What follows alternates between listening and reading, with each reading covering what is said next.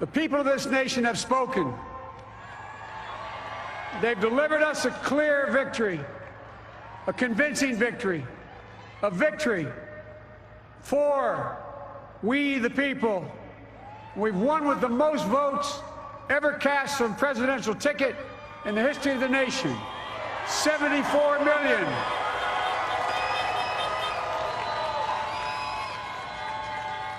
What I must admit has surprised me.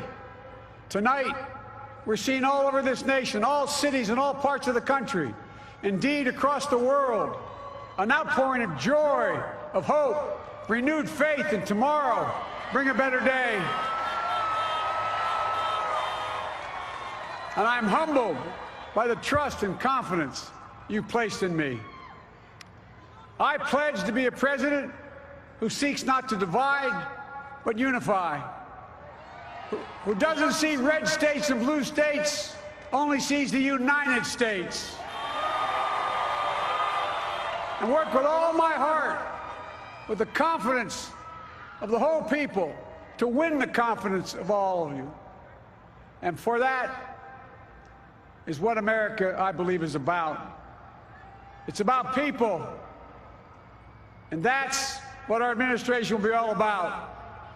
I sought this office to restore the soul of America, to rebuild the backbone of this nation, the middle class, and to make America respected around the world again, and to unite us here at home. It's the honor of my lifetime that so many millions of Americans have voted for that vision. And now, the work of making that vision is real. It's a task, the task of our time. Folks, as I said many times before, I'm Jill's husband. And I would not be here without her love and tireless support of Jill and my son Hunter and Ashley, my daughter, and all our grandchildren and their spouses and all our family. They're my heart. And I'll have the honor of serving with the fantastic Vice President who you just heard from, Kamala Harris, who makes history as the first woman, first black woman, the first woman from South Asian descent, the first daughter of an immigrant ever elected in this country. Don't tell me it's not possible in the United States. It's long overdue. And we're reminded tonight of those who fought so hard for so many years to make this happen. But once again, America's bent the arc of the moral universe more toward justice. To all those of you who volunteered and worked the polls in the middle of this pandemic, local elected officials, you deserve a special thanks from the entire nation. And to my campaign team and all the volunteers and all who gave so much of themselves to make this moment possible, I owe you. I owe you. I owe you everything. And to all those who supported us, I'm proud of the campaign we built and ran. I'm proud of the coalition we put together, the broadest and most diverse coalition in history. Democrats, Republicans, Independents, progressives, moderates, conservatives, young, old, urban, suburban, rural, gay, straight, transgender, white, Latino, Asian, Native American. I mean it, especially those moments, and especially those moments when this campaign was at its lowest ebb. The African-American community stood up again for me. You've always had my back, and I'll have yours. I said at the outset, I wanted to represent this campaign to represent and look like America. We've done that. Now that's what I want the administration to look like and act like. For all those of you who voted for President Trump, I understand the disappointment tonight. I've lost a couple times myself. But now, let's give each other a chance. It's time to put away the harsh rhetoric, lower the temperature, see each other again, listen to each other again. And to make progress, we have to stop treating our opponents as our enemies. They are not our enemies. They are Americans. They're Americans. The Bible tells us, to everything there is a season, a time to build, a time to reap, and a time to sow, and a time to heal. This is the time to heal in America.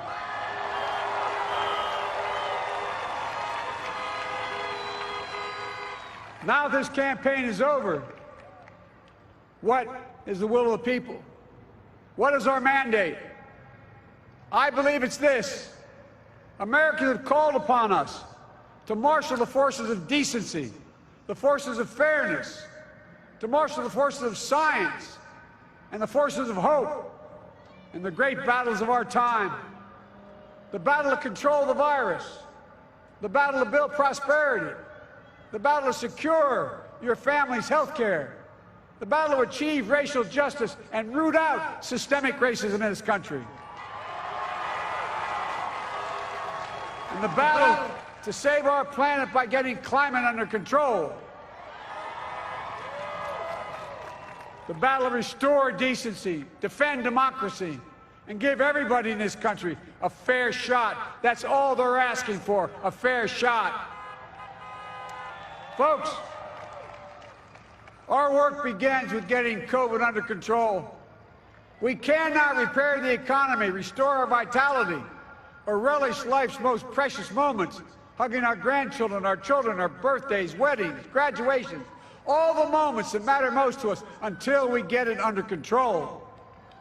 On Monday, I will name a group of leading scientists and experts as transition advisors to help take the Biden-Harris COVID plan and convert it into an action blueprint that will start on January the 20th, 2021.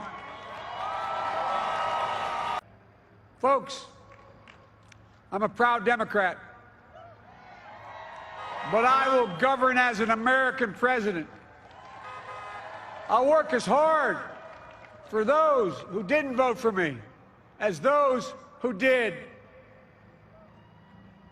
Let this grim era of demonization in America begin to end here and now.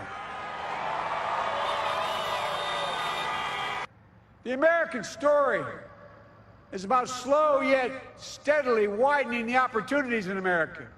And make no mistake, too many dreams have been deferred for too long.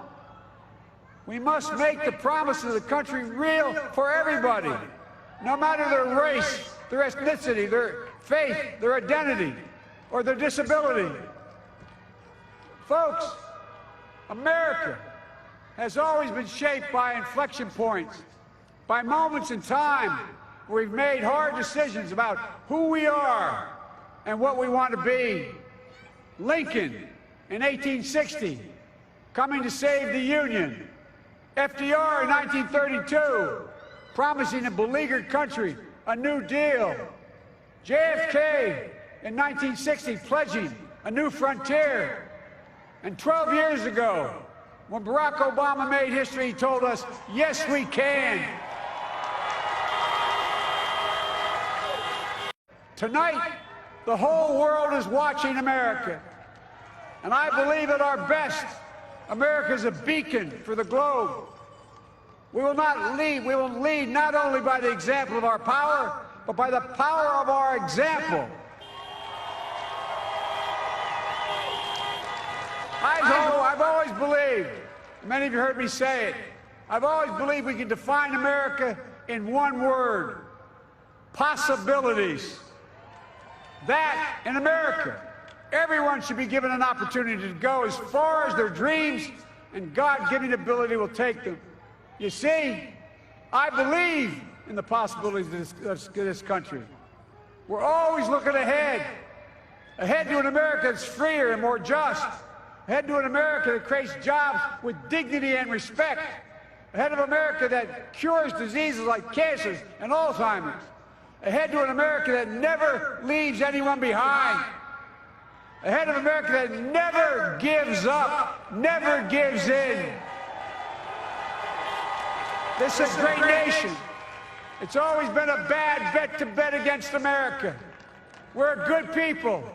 This is the United States of America, and there's never been anything we've been not able to do when we've done it together.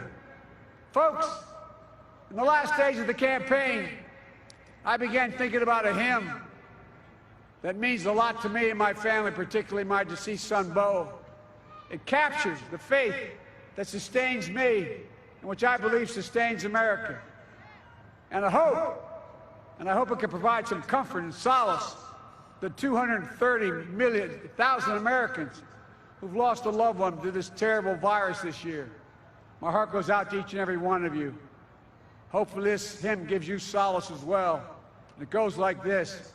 And he will raise you up on eagle's wings, bear you on the breath of dawn, and make you to shine like the sun, and hold you in the palm of his hand. And now together, on eagle's wings, we embark on the work that God and history have called upon us to do, with full hearts and steady hands, with faith in America and in each other, with love of country, a thirst for justice.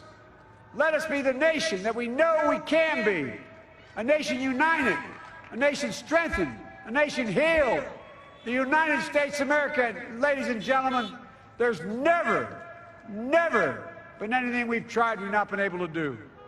So remember, as my grandpapa, our grandpapa, he said when I walked out of his home when I was a kid up in Scranton, he said, "Joey, keep the faith." And our grandmother, when she was alive, she yelled, "No, Joey, spread it. Spread the faith. God love you all. May God bless America, and may God protect our troops." Thank you, thank you, thank you.